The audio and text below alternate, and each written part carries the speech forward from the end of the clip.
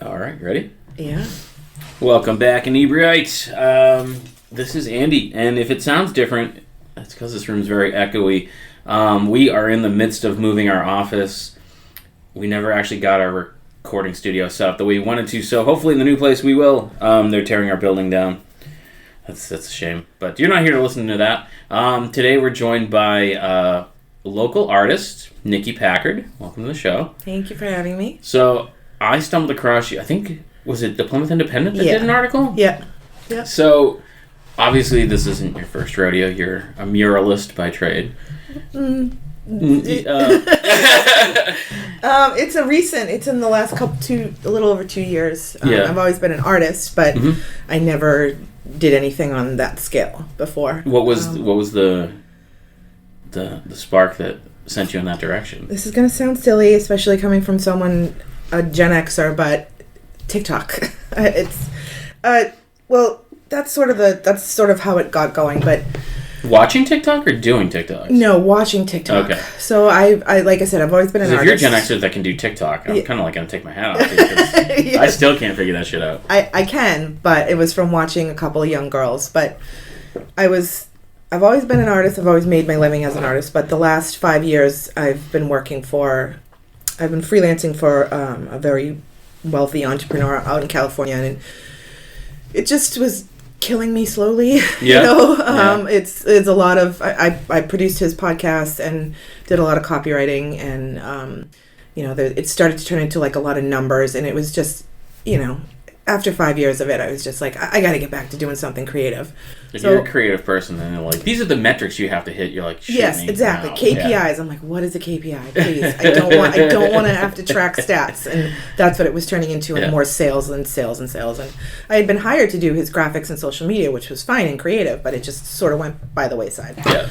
So I was scrolling through TikTok, and I came across this young girl out in California who was an artist and didn't really want to go into graphic design or didn't want to be in the corporate environment, and a friend of hers said, I really want a mural on my back fence, so she did it for free, and it exploded and turned into a business. So that's cool. Yeah, her and her girlfriend started doing murals everywhere and getting paid for it, and I was watching. It just inspired me. Yeah. I was like, you know what, I can do that, and not really being of our generation. I'll figure it out. You know what I mean? It's like, I have Google, I have YouTube, I will figure it out. So I love that mentality. Yeah. The people who are like, I don't understand this, be like, well, figure it out. Like, go do some research. That's how I've always, in every job I've ever had. It's like if somebody asks me to do something, I go, yep, I can do that.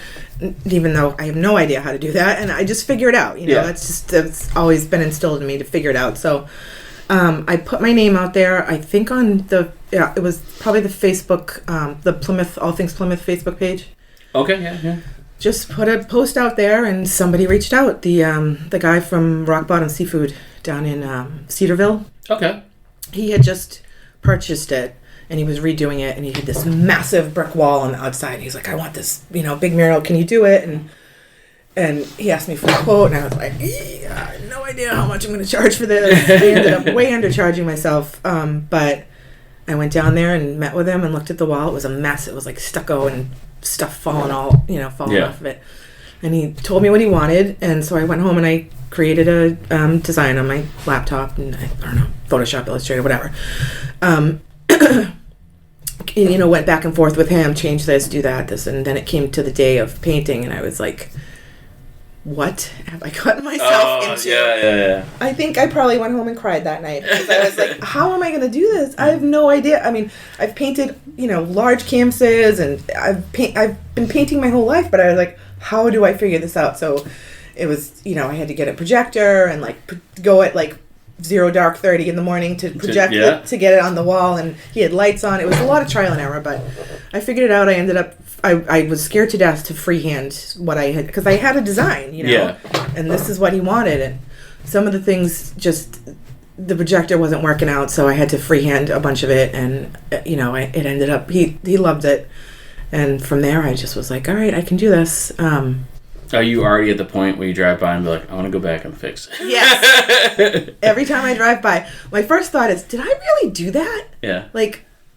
wow. And then my other thought is, I want to go back and add stuff or change stuff or touch stuff up. But so from there, I just, I don't know, I ended up doing another one. It's just kind of been snowballing, not as fast as I would like, but through Facebook. Someone else reached out after, because I would post, after it was done, I posted the pictures on All Things Plymouth and on my personal page, and somebody from Cape Cod Community Aviation School reached out, and he wanted an indoor mural, so I ended up doing that one. And again, it was trial and error. It was a very narrow building, so the projector couldn't go back far enough. So it was. So then you need like a short throw projector. And And then there was a lot of lettering, hand lettering. So that was a mess. But after that, I sort of put everything in storage and bought a RV. Yeah. And headed out on the road by myself last November. And my intention was I wanted to hit as many farm animal sanctuaries as possible and do a lot of free murals, and then also do paid ones too. Yeah. So I did one for my favorite farm animal sanctuary in New Jersey, Rancho Relaxo, and I did that just, donation. Did that in 3 days on this massive outdoor wall. And then, was communicating with people like because I was going to go down south to Florida and then, avoiding New England winter, basically. Yeah.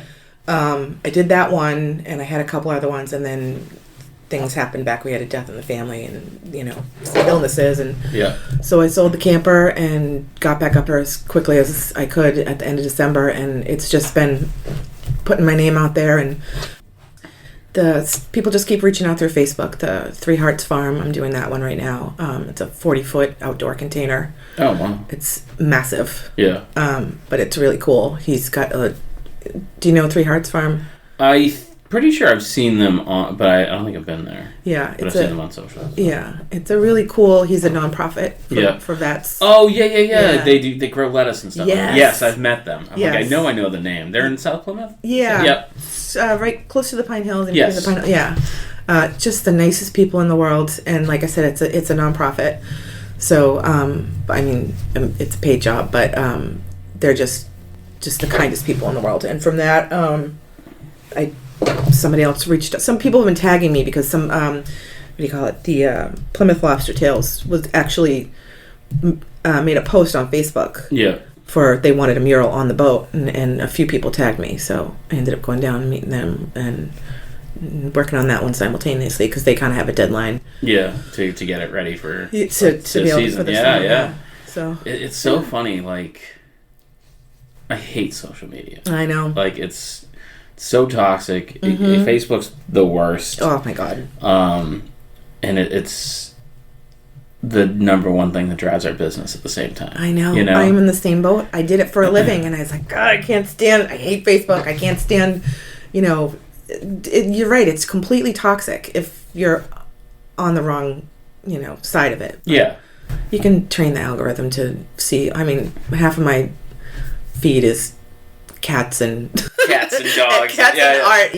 It's I love those people like, oh, it's nothing but this political party or that political, and I'm like, yeah, because you followed them and interacted with them. Exactly. And, but it is definitely. It's just something you got to deal with, and like everyone's like, oh, Instagram's the way to go. It's just different. Like, it's. I feel like a lot of our market is on Instagram, but we run a lot of events, and you can't set up events on Instagram like you can on Facebook. So it's. Well, Zuckerberg's not a dummy. He bought Instagram for a reason. Now they're they're intertwined. So you're right. You have to have a Facebook page if you're going to run events, and that's where everybody is. So it's like, I don't know, the devil, I guess. Yeah, I guess. Yeah, every once in a while we get on calls with them about advertising, and I swear either they don't understand my business, because anytime I follow their advice, it makes things worse. Yeah. But every call I start with, I just want to say I hate your company. I'm like, it's not directed at you. I know you don't make the decisions, but God, I hate your company. Yeah. They're like, yeah, we get that a lot. I bet they do. So, to me, murals always were like, and I've done I've actually done more like grocery store windows, which are not dissimilar. Yep. But they were so daunting, and they never came out the way I liked. And it was like transferring it to a drawing onto a vertical surface. Yeah. Of side, I still can't wrap my head around how you do it. Like, I just assumed, like, you project it, but then you're like, oh, the projector wasn't really working out. Like, yeah. Do you grid it? Like, I don't... No, I probably should, and, I know that's a way to go, but, again, I don't math. I don't do math, but, yeah, I probably should grid it out, but I just, that is definitely the hardest part, because I'll come up with a design that I love or that the client loves, and I want it to be exactly that, but I do tell them this is never going to be exactly what it looks like on paper, because things change, like with the boat, for instance. It's the boat, first of all, it's moving. It moves. Yeah. The last couple of days have been a little, wonky, but the surface is not flat. It's got a couple angles, and it wraps around. Yeah. So, you design something flat on a piece of paper, and then inevitably the client, the way I designed it, I had part of the design off to the side, and they're like, no, can you move that to the middle? So inevitably it's never going to be exactly, how it was on paper.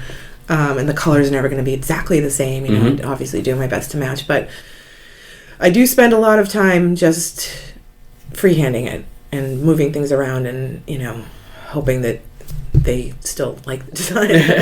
I remember I was telling you that I did the lobster sculpture for the lobster tail. Mm-hmm. And, the same thing. You draw it out on a piece of paper, but then you're putting it on a three-dimensional surface. Yeah. And I had drawn a lobster trap on, like, the lobster tail, and, like, it was concave. Yeah. So I'm trying to draw straight lines that look straight on a concave. I was hating life. I'm like, what did I do? Yeah. Burn this damn thing down. Yeah, it's not a happy person that day. No, I know. And then I really get in my head about it, and I paint with a paintbrush about, 4 inches, 5 inches long. Everyone's like, what? How do you? I'm like, I just get so super fussy about it, and like the little tiny little details that no one else is looking at but me. And then, when you stand back and it's a massive, piece of art, or it's a massive wall or something, no one's looking at that little 3-inch, they fish tail or something that I'm obsessing over. But I don't know. I can't. I want it to be, the best. Do you start with like a roller or something to kind of like rough in stuff, or it depends. Like with the rock bottom seafood one. Yeah. I just literally I drew out the waves. I don't even know if I did that with the projector. I think I just freehanded it on there and then rolled it out with a roller. But when it got to the little stuff, the smaller things, I started using a bigger paintbrush, and then a smaller one, then a smaller one. And I'm painting the details on this boat, and my paintbrush is literally 4 inches long, and my face is this close to the thing. But I don't know. It works for me. Because I feel like this would be something I would do. Do you hide little, the general term, I guess, is Easter eggs in them? Like little... No, I haven't, but that's a good idea. I should do that. Just little things for you. A little something, yeah. Huh. I'm definitely going to do that now. I feel like I wouldn't be able to help myself. So, you said you were working in art. Was it graphic design? Because then you said you got stuck doing social media. I feel like that's kind of that bridge that people... Yeah, I started after college in graphic design. Well, I never really worked in graphic design, to be honest with you. I mean, it's somewhat, but I was always in product development. Okay. So I've worked for... My first job was at a company that made magnets and keychains and mugs and souvenirs. So I designed stuff, but it was never actually, print. Mm-hmm. It was always on a thing. Yeah, on a thing. Yeah. I did that for a long time. I did children's illustrations. I worked for a company that sold, when you go into Home Goods and they have children's artwork on canvases for kids. Oh, rooms, yeah. Or Target or Walmart. Yeah. I would do the paintings, and then they would mass produce it. and then I worked for the TJX companies, and I did product development and trend for 6 years, I think. Got to travel the world and go to China and India and Paris and London and Taiwan and all these cool. crazy. Yeah, it was amazing. Yeah. But again, got burnt out. It was very, very, very corporate, very structured, very rules. There's no freedom, and I couldn't take it anymore. So at least I was being creative, but it was very corporate. And the travel, as much as it sounds cool to, you go in India again this month or going to, Hong Kong or whatever, it was really rough. Yeah. The travel, it's like 15-hour flights one way, and then the jet lag, and you're there for 2 weeks, and then you get back, and you're like, takes you a week to get over the jet lag, and it's like, see you in the office Monday, and you're like, are you joking? Yeah, exactly. Yeah. So and then you're working. It's not like you get to go out and have fun and see Hong Kong or whatever. Right, You're working the whole time, so going to factories and stuff. But I'm very grateful for it. I mean, I got to see my designs come to life. I worked in seasonal for a while, so I got to make snowmen and ornaments and things like that. And, that's fun. Yeah. And then went into home designs like frames and things like that. All the tchotchke stuff that they sell. Yeah. Do you ever like go through like Savers now or something and be like, hey, that's mine? Yeah. I've definitely done that. It's very cool. What did I do after that? I left for a while and after I get, I have this bad habit of, 5 or 6 years at a corporate place, and then I'm burnt out, and then I end up freelancing for a while. So I freelanced for a while, did some staging after that, and then ended up working for a small boutique hotel in P-Town, and I was their creative director, and that was a really fun job. But again, it wasn't a lot of art. I mean, I ran their retail store and, did events and stuff like that, and then got burnt out from that after a couple of years, and did some traveling. And well, the funny thing now is they say, like, in our parents' generation, like, the way to move up and make more income was to stay with a business for a long time, and now they're like, you should be changing jobs every 4 to 6 years. Yeah. Which is crazy. Yeah, no, I know. I mean, my dad was at his job for 30 years. All my aunts and uncles, they were miserable. Yeah. Oh, my mother worked one job my entire life, until she retired. Yeah, and that was his advice: was stay at a job and stay at the same job. Be loyal, work hard. Yeah. So, and then companies kind of are like, hey, they're gonna stay here and work. Yeah, exactly. And we don't have to treat them well. Right. Yeah. And who's to say that big corporations are not going to go under anyway, or you're not going to lose your job tomorrow? And oh, sure, yeah. I don't know. Everybody, our parents' generation is like security. But I mean, there is no security. I don't feel like. Definitely not. And I think that started probably. I remember my dad got laid off. He was working in a printing company. Yeah. And then, that was like, we came home. He was home when he wasn't supposed to be. And, my mother was like, go play outside. And I'm like, okay. Yeah. Yeah. So it was just not a good day. No. And it was just like, now I just feel, I don't know. Like, and my kids are older, so I want them to... Like, I want them to do what they want to do and not be like, well, I need a, full-time job. It's like, well, you do, but, you can do something you enjoy. Yeah. Yeah. I wholeheartedly believe that. It's just so different now, that there's younger generation that's going to college now. It's like, I mean, it was, for me, nobody... my generation, me, my brother and sister, I think we were the first ones kind of in the family to go to college and get a degree. Not that, my dad went to a couple years of school, and my aunts did a couple years of school, but it was kind of like a big deal. Yeah. To go to college and get a degree. It was like, wow, but again, I don't know how they expect 18-year-olds to pick a major. You don't know who the hell you are in the first place. Like, what I do didn't exist. Right. And exactly. And that's kind of, like, my son went for, like, a semester. Uh-huh. And I'm like, what are you going to go for? He's like, I think I'm going to be a chemistry teacher, which was, like, so out of left field. And I'm like, okay, so you really liked your senior year chemistry teacher is what it is. Right. And after his first semester, I'm like, how did you do? He's like, I did okay, but I did really bad in chemistry. And I'm like, oh, what does a chemistry teacher need that for? And so then he dropped out, and he's like, I don't want to go into debt figuring out what I want to do. I'm like, that is a reasonable decision, you know? Like, I don't object to that. Yeah. And now his friends are starting to graduate from college. Yeah. And he's kind of like, oh, shit, I should get a little more focused. Right. Which is good. Like, focus is good. Like, it doesn't have to be on school, but, you know. Yeah, it's just, I don't know. I mean, I'm grateful. I'm glad I went to college. I mean, and I'm literally the only one. I had, you know, a group of friends that I graduated with, all with a degree in graphic design. And I'm the only one out of probably 8 of us. Working in a creative field. Yep. And that's the other thing. That everyone goes for something and then never works in that industry. So it's... Yeah. And then you got all this debt. I don't think I paid off my college debt till I was 40. Yeah. It's just insane. So this new my nephew, my oldest nephew, Shane, he never really liked school. Mm-hmm. He went to, like, you know, classes and things like that. So he went to a trade school. I can't remember the name of it. Not Cape Cod Community, but one of those, you know, trade schools.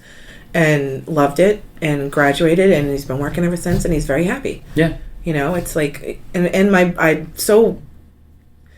I'm very impressed with my brother and sister-in-law, because if it was back in the day, it was like, no, you're going to college. Yeah. And my brother was like, you don't have to go to college if you don't want to go to college, and didn't force him into it. And he's making money, and he's very happy, you know. Yeah. The middle nephew loves school and wants to go to college, so go to college, you know. Right. It's just, I don't know, I don't feel like everyone should have their own and some of them, like, if you want to be a doctor, you have no choice. Like, you're going to college. Right. But, you know, if you want to work in the trades, you've no reason to go to college. Yeah. You know? Yeah. And my youngest went to a vocational high school. Mm-hmm. Took, I'm not allowed to call it graphic design, make it all huffy. Visual design and storytelling, something. Their graphic design program was more like a printing program. Oh, gotcha. Their design was more like broader. Again, did like a semester of school, was like, this isn't for me. And I think it was, they went from, you know, a week of shop, week of, you know, academics, week of shop, to all academics. And they're like, yeah, I'm not. Yeah. That's not me. Yeah. And they just got a job at like a t-shirt company doing like design and printing t-shirts. Nice. And they love it. And I'm like, yeah, that's great. It's a good industry to get into. And, yeah. you know, it's exactly. People are always making t-shirts. And, right. Yeah. Yeah. It's not easy making a living as an artist, but if you can find something like that, I mean, that's great. That was the big argument when I chose my major, because I loved art. I just was, I mean, I wasn't one of those kids that sat and just doodled. I guess I did. I doodled a lot. But I was just, not to sound like, I was just good at it. It just came natural, you know what I mean? Yeah, it's one of those, I hate the word talent. Yeah. Because it diminishes the amount of work that we put into it. But I think it's, if you enjoy it naturally, you spend more time doing it, which just makes you better faster. Yeah. You know? Yeah. And I was talking to someone yesterday, and she's like, oh, I have trouble drawing skinny people. They all come out, you know, round and voluptuous. She's like, I like to draw those models. And I'm like, yeah, but you're not going to get better at the other thing. She's like, well, I want to take like, because we run a figure drawing group. Mm-hmm. And she's like, I want to take like a class, not just, and I'm like, not, you should do what you want and you can learn a lot. I'm like, but really in those classes, you do the drawing and then they come over and be like, this is wrong, that is wrong, you may want to try this, you may want to try that, but it's really the repetition of doing it over and over and over and over that makes you better. I know. Because people will say to me all the time, oh, I can never do what you do. I'm like, yes, you could. Yeah. All you got to do is, it's just practice. It's practice, and then someone going, hey, the head is 5 eyes wide. Right. You're like, oh! Yeah, you know, it's just like the simplest. Yeah. Exactly. Yeah. My thing, because I have been trying to find ways to loosen up when I draw, because I'm too... I want it to be photorealistic, and that's not how I draw. Yeah. So I went from pencils to pens, because once you make a mark with a pen, it's there and you got to deal with it. Yeah. Then I did ink washes, and now I'm doing single line drawings, and it's just like this kind of like I find single line drawings fun because it almost gives you an excuse. Being like, that arm's not drawn in proportion. Being like, yes, but it is one line. The whole drawing.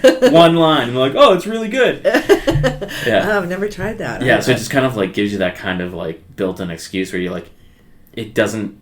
I'm not expecting it to be perfect because it really can't be. Right. Yeah. And I find it really fun. Yeah. That's awesome.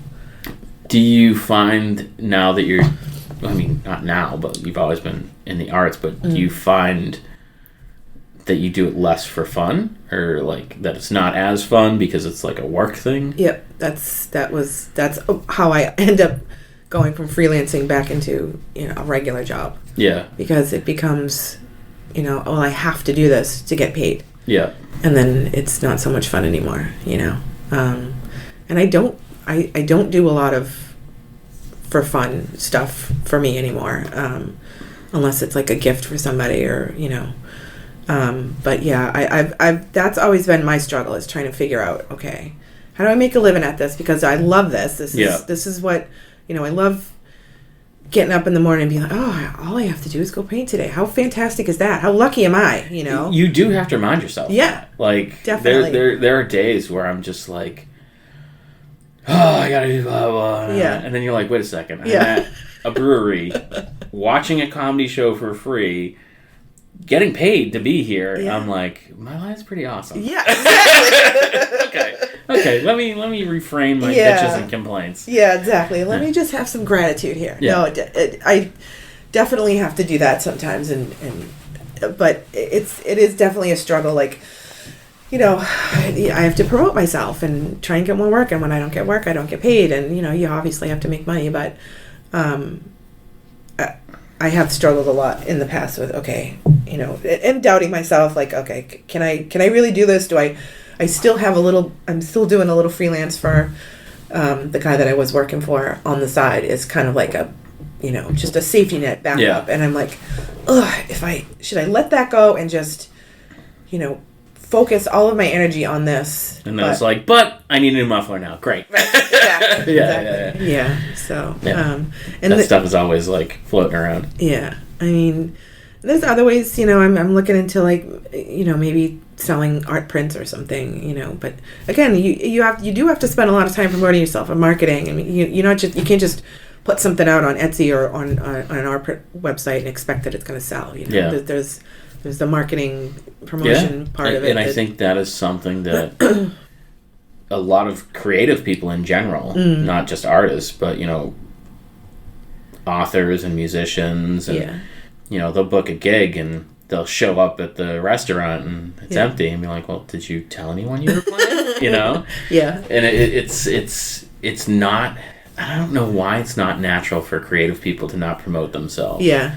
And that's kind of like weirdly how we got where we are. Mm-hmm. And I always say, I'm like, I'm not the best artist, but I'm kind of the most organized artist I know. Mm. And that's just, how we started running events and doing these kind of like pop-up art fairs and stuff. And, they can be, it's still work. Yeah. And do you know Adam Savage? No. He's from Mythbusters. Oh. The dorky one, not the one in the beret. Yeah, I think so, yeah. He and I'm probably going to misquote him, but he says something along the lines of, if you're working 70% of your time to do 30% of your time something you really enjoy, then you're like ahead of the majority of people. Yeah. And it's so true. Like, most days I'm sitting in this office by myself, talking to myself, answering emails that are making me insane. Yeah. To do something fun for 30% of that time. And if you can make a living at it, it's definitely worth it. I mean, it's just, I wouldn't go back to, I haven't stepped foot in an office or cubicle since 2014, and I will never go back. Wow, that's pretty good. Yeah. I got laid off because of COVID. Yeah. I was doing marketing for a stainless steel company, which, man, you want to tell people the joys of a stainless steel screw? Oh God! Yeah, no. it was not. and every time something cool or exciting, like, oh, we should tell, this would make a cool social media post. I'd be like, we can't do that. Yeah. Gets shot down every time. Yeah, like, what if they're using our product improperly and we put it out on social media and it means that we approve it? I'm like, I don't think that's what that means. But, that's their mentality. It's that mentality that got me out of corporate forever. Yeah. I mean, I know sometimes I kick myself. If I had stayed at TJX, I would have, making a lot more money and have 401k and, stocks and all that stuff, but my health... I was going to say, but would you be happy? Because, no, I worked... Miserable. When I first got separated, I wasn't even divorced yet. I moved to Middleborough. Yep. And I started working at Home Depot. Mm-hmm. And at the time, like, great, a steady paycheck that I can rely on. Yeah. I was very happy. Yep. And then, started moving up that corporate chain, and they were kind of pushing me to go, I think, like, assistant store manager was, like, where my boss wanted me to go. Mm-hmm. And there was an open position. He's like, you need to put in for this. And I was, like, miserable. I was having chest pains at work. Yeah. And we had started Inebri-art, but it was much smaller. Mm-hmm. And I'm like, if I do that, Inebri-art goes away. Yeah. And I had car trouble that day, and I was walking home from work because I worked at the one in Plymouth and lived right down the street. It wasn't far. It was like a mile. Yeah. So I was walking home, and I was just like, I don't want that job. And just like instantly I felt like a weight was lifted off me. I'm like, there's no way I'm taking that job. It would ruin everything I'm trying to make with Inebri-art. Mm-hmm. And I'm like, the money would have changed my life, but not really for the better, Right. Yeah. No, I could not agree with you more. I've been in the same boat, 100 times, and nobody understands it unless you're a creative person or, it takes a lot of balls. I'm sorry, but it does take a lot of balls to quit your, when I ever quit TJX, I mean, my family was like, are you insane? What is wrong with you? Yeah. I'm like, I was literally vomiting before work because I was so anxious and miserable and unhappy. And it seemed like a lot to give up, but it just wasn't worth it anymore. Yeah. I agree 100%, and it has ruined relationships for me. Yeah. I run into old friends, and like, oh, what are you doing? I'm like, oh, I just do Inebri-art now. And one of them literally went, are you making enough money at that? And I'm like, would you ask anyone else that question? Yeah. I'm like, that is the rudest, like... So rude. Yeah. Yeah, it's insane. Yeah, I get it. I've gotten that comment too.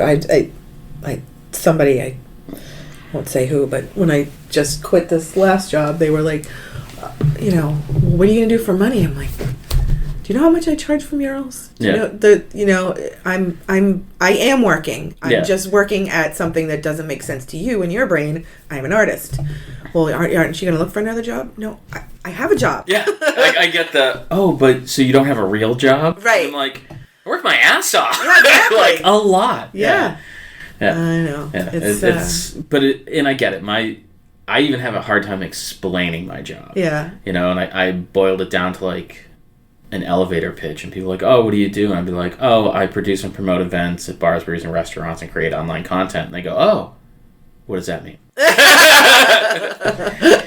I'm like, yeah, and then you start talking to them, and it's you get the interest and fascination, but that kind of like, it's not even disbelief, but like just confusion. That glazed over. Yeah, like you do something you enjoy, and you run it, and you make money, and you're like, yeah man, like that's...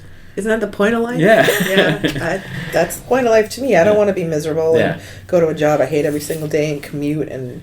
Get up at 4 a.m. to go pound nails into a board for 8 hours. Yeah. Yeah, it's just, I don't know. And I'm not shitting on people that enjoy that, but if there are a lot of people who do it who don't. Yeah. If that's your thing, great. Yeah. It's not my thing. No. Yeah. You mentioned about charging for murals, and you had said the first one you way undercharged. Oh, yeah. And I feel like artists frequently undercharge for their work. Yeah. How did you like come up with a pricing? I just did a lot of research, and based on what other people out there were charging. Some people do per square foot, but for me, I won't say I'm slow. I'm just fussy. Yeah. So it takes. I mean, the one I did in the Rock Bottom Seafood one, that took me about 2 months to finish that because I was working full time. Yeah. You know, at the same time I was working for the. Oh, so you're working full time and doing that at, like on the weekends, in the mornings, at at night. So it took me a long time, but really, for me, it's my time, and then of course supplies and how long. I mean, sometimes it takes weeks to get the design right with the client. Back and forth, back and forth, back and forth. So that's all my time. Yeah. So my prices have definitely gone up, but people seem to understand that, especially if it's a big, massive outdoor, or even not outdoor, something on that scale. People are like, okay, that makes sense. Yeah. Plus, I feel like you're selling to a company that has a better understanding of cost and time. Right. I feel like selling art to an individual is a little more tough. Yeah. Yeah, I have not done any personal, private, indoor. I have a neighbor who thinks that their friend wants a mural for their home, so that's going to be interesting as far as pricing and stuff goes. But now I can say, okay, I charged this mural that I did was this big, and I charge this for that, and they go, okay. So you can almost come up with that square footage price. Yeah, exactly. Yeah. Do you have a mural that really sticks out? You're like, yeah, that's my favorite one I've done. Did you do the one over at Quarters Park? No. Okay. No, that's not me. Okay. That thing's massive. They had to have scaffolding for that, which I've not done yet. But I don't know. I really like the one I'm doing on the boat right now, even though it's not finished. Yeah. But it's very graphic. My style's always been kind of I really like childlike, simplistic, very bold and graphic. But this one, I think this is probably going to be my favorite one because it's very bright and it's very bold. There's a lot of black as a pirate, and there's a lot of waves and just action. Oh, yeah, they do the pirate cruises too. Yeah, exactly. Yeah. The little kids love the pirate cruises. But honestly, I love the one that I did for Rancho Relaxo, the free one. Yeah. It's really super simple. It was only 3 or 4 colors. I wanted to do more, but I had booked another campsite, so I had to leave. Mm-hmm. I did that one in 3 days, and I swear to God, I almost died. It was fall in New Jersey. It was freezing cold, but I had to get it done. I had to leave, so I really like that one too. I mean, I like them all, but I think I'm probably gonna like this one, the latest one, the best. Yeah. I mean, which is really the way it should be. Yeah, exactly. You should always like that last one. Yeah, exactly. There's so many things I want to do. I've been in contact with the Plymouth Chamber of Commerce, the town hall. Spoke to a woman down there who's in charge of, actually she retired, but she was in charge of, not marketing. I can't remember what her title was, but anyway, they said they're interested in doing more murals around town. I mean, it's kind of surprising. I've been all over the country, and a lot of towns have a crap ton of murals. You've been to Austin or New Bedford has a ton now. Right. Salem has a ton. Yeah, and Plymouth has none. Nope. And the reason... well, they have a couple. Yeah, under the bridge There's under the bridge. There's one by the skate park. Yeah. Yeah. Yeah, and then this one, like you said, over at Cottage Park. Oh, yeah, that one. Yeah, that's a new one. Yeah. But I just feel like it's America's hometown. There should be murals everywhere. Yeah. But when I spoke to her, she says it's tough, and I knew this because it's a historic town. Mm-hmm. So trying to get something approved is forget about it. Yeah. If it's a privately owned building, it's different. But if it's an historic building, and they do want to do it, but it's just I don't know. They're supposed to reach out to me to. I think the wall right next to Town Hall that goes along the side of Gunther Tootie's is perfect for a mural. That would be a perfect one. Yeah. The one it's not a historic building. Yeah, that's true. I wonder that's the thing. I've been reaching out to a ton of people. Yeah. The guy from another guy who's retiring, but his name is Rob, works for Plymouth Plantation. He came down to Three Hearts Farm when I was painting and was like, oh my God, this is amazing. I want one of these for the plantation. And I reached out to him and he's like, yeah, I really want to do this, but I'm retiring next month. So I passed on your information to everybody here. I was like, damn. Yeah. Sometimes that works out, though. Yeah, hopefully. Yeah. I mean, I've had a bunch of people reach out, but everybody says they want to do it, and then they're like, oh, yeah, well, then we have to pay for it, and then, there's a dispensary in Kingston that says they want one, and I really want to do one on that brick wall that, when you're driving into Plymouth Center, at that set of 4 lights, the old post office is right here, and there's a brick wall here and a brick wall here, right before the center of town. Are you coming from Kingston or South Plymouth? South Plymouth. From South Plymouth, there's what used to be the roast beef place here, the old post office. Yep. And then that light, and there's a brick wall here and a brick wall here. It's kind of like the side of setting the space. And yes. Yeah. I think that would be a really cool place on either one of those brick walls. You'd never get it on the right there. Yeah. Is that Leiden Street? Yeah. That's the like street. the oldest street in the country, that kind of thing. So you'll never get it over there. Yeah, that's such a bummer. Yeah, that's the one, like, historic. Well, because I remember when they remodeled that building, they got all kinds of flack about the windows they put in the building. Mm-hmm. I mean, it was the matter of they're metal, not wood, and it's like no one can tell it's a second floor window. Yeah, that kind of They're very particular about that street. Yes, yeah. They're very particular about. I mean, I get it. It's a historic town. You can't, change a lot of things. But I just think Plymouth would be so much. It would just be so cool for Plymouth to have more. It's really tough because it's historic. Mm. The powers that be are very much about the history, but still not like willing to be like, yeah, it's a really problematic history. It's not a good story. Yeah. And, they still want to be like, oh, then the Pilgrims and the Edens got along. Like, no, they really didn't. No. Still don't. Yeah. And they didn't land in Plymouth in the first place either. They landed in P-Town. Yeah. Supposedly. Well, this was the settlement. Right, the settlement, yeah. But yet, you see condos going up don't even get me started with that. Tearing... It's everywhere you look. There's a new apartment building going up. So it's crazy. It is. I do love living here, but it is a weird town. Yes, it definitely is a weird town. It has its, like everything, and it's the same thing with like doing art as a career. It's a fun job, but it's still a job. Yeah, you're still gonna have those days where you're like, I can't stand this client. Yeah. They make me change this thing one more time. Yeah. Yeah. What do you have? Either another mural like lined up or like nope. The dream mural?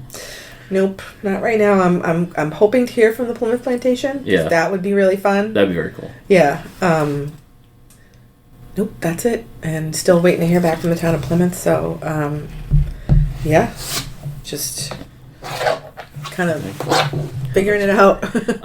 So you said this all started from TikTok. Did you do you have a TikTok now for your murals and put up time lapse or like what do you? Yeah, explain TikTok to me. I started a separate TikTok account for just the murals. Yeah, and then I thought, well, that's just silly because now I have to do 2 accounts. So I do have a TikTok account with. Yeah, like time lapse when they're finished, and then I'll do like in progress videos. But it's just on my personal account, and I have not been very good about like promoting it. But yeah. Well, you can share it with our listeners. Yeah. At something. At Better Planet Studio. Better Planet Studio. Yeah, and it's the same for TikTok and Instagram. Okay. It's at Better Planet Studio. Studio or studios? You would think that makes a big difference because I've been emailing my friend at Salty Duck Studios and dropping the S, and it keeps bouncing back, and I'm like, I don't understand when my emails are coming back to me. So no, it's Better Planet Studio. Okay. No S. Yeah, on both TikTok and Instagram. Yeah, and it's interspersed with personal stuff, but all my murals are on there. Yeah, you can see them from. But I think the personal stuff adds to it. Yeah. When it's and part of the whole idea behind this podcast is we get a lot of people who are actively promoting a book or an album or whatever, and we really don't talk specifically about it until the end, and you're like, oh, give us your social medias and yada yada yada. Yeah. Because I feel like if someone comes on a podcast and has a conversation, I'm like, oh, they seem really interesting and cool. And at the end, they're like, check out my new album. I'm like, okay. But if they spend 45 minutes going, this is my new album, this is my new album, this is my new album, I'm like, I don't care. Yeah. You know? Yeah. So that's kind of, I think that it makes you more genuine having like that personal kind of. Yeah, like I said, you get the expert saying, you need to have a dedicated account for these things. And I've tried it and I've started, and I'm like, it's just, I don't know. To your point, I'm a person, like these are this is part of my life, what I do, and these are the other parts of my life. There's when I was traveling, my camping trip, there's all that stuff on there. So I think it's just, it's more relatable. Yeah. You know what I mean? If it's all, one account. Have you gotten fans reach out about your murals, or have you seen pictures of your murals pop up in weird places? No, not yet. No. Although the recent the article that you saw in the Plymouth Independent, yeah. I walked into my chiropractor's office the other day and they went, oh, Nikki, you're famous. And I was like, what are you talking about? But the secretary and my chiropractor both were like, oh my God, nice article. A couple people have I've walked into places, people are like, oh my God, I saw your article, and that's pretty cool. But yeah. No, I mean, it gets weird too when it becomes to like strangers. Yeah. Oh yeah. Yeah, I was walking through Mayflower Brewery a couple months ago, and I was talking to a friend, and this guy's like, "Excuse me." I'm like, "What?" He goes, "Your voice." I'm like, "What about it?" And he's like, "You're on that podcast," and I'm like, "What?" How cool is just that? like picked up my voice from just like what, and I've had people stop me at the Thanksgiving Day parade. I was with my kids. And he's like, I don't mean to interrupt. He's like, I just want to say I'm a big fan. I'm like, what? And he's like, a big fan. Love what you're doing online. I'm like, all right, thanks. And I turn to my kids. I'm like, you saw that, right? Proof. Your dad's cool. That's awesome. Yeah. Now that they're older, though, they give me a hard time. We were out to lunch one day, and we're sitting there, and my youngest is like, are you okay? And I'm like, yeah, why? No one said hi to you in like 10 minutes. Like, it's just because I work in town and I know these people. That was a good burn, though. My youngest is brutal. Absolute and funny. Yeah. That was a good one. Yeah. But thanks for coming on the show. Yeah. Thank you so much that for whole having article me. led to this, and I love talking with local artists. You should come by Figure Drawing. It's always a good time. But I would love to, yeah. First Tuesday of every month, listener. New World Tavern. $10 cover charge. We provide the artist. You bring your materials, and away we go. That's I think awesome. Aaron's our model. Our lone male model. Oh, God, I haven't done figure drawing since college, but I definitely would love to do That's it. what everyone says. Yeah. And it's like, it's at New World, so it's clothed, but pre-COVID, we used to do like a quarterly nude figure drawing, and we'll probably get back to that. We just haven't gotten around to doing it. There's just so many things to do. I know. No kidding, right? But because there are so many things, really, thank you for coming down and chatting. Thank you so much for having me. I can't wait to see the lobster tail. I want to call them the lobster trap. I know, the lobster tails mural. Done. Thank you. So, and tell them I said hi. I will. So, I definitely will. Yeah. Cool. And listeners, we'll catch you guys again next week. And thanks for checking out the show today, listeners. If you enjoyed the content today, you can go over to patreon.com/Inebri-art to support the show. You can join over there for just a few dollars a month and help us provide this fun content that you just checked out. You can also email us at Inebri-art.com with your questions, complaints, and concerns, or you can find us on all social medias at Inebri-art or at Inebri-art6 on Instagram. And also don't forget to check out our other shows, Bar Talk Podcast, Old Colony Cast, Inebri-art, and all the other shows on the Inebri-art Network, which you can find at Inebri-art.com. So thanks again for listening.